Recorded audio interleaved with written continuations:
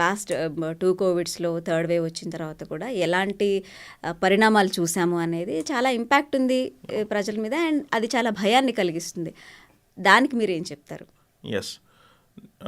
So personally నేను కూడా second wave of కోవిడ్లో నేను యాజ్ అ డాక్టర్ నేను చాలామంది పేషెంట్స్ ట్రీట్ చేశాను.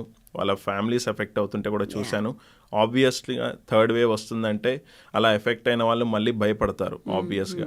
కాకపోతే నేను అందరికీ ఒక జనరల్ స్టేట్మెంట్ ఇవ్వడం ఏంటంటే, ఇప్పుడు వచ్చిన వైరస్ అయితే సీరియస్ కాదు.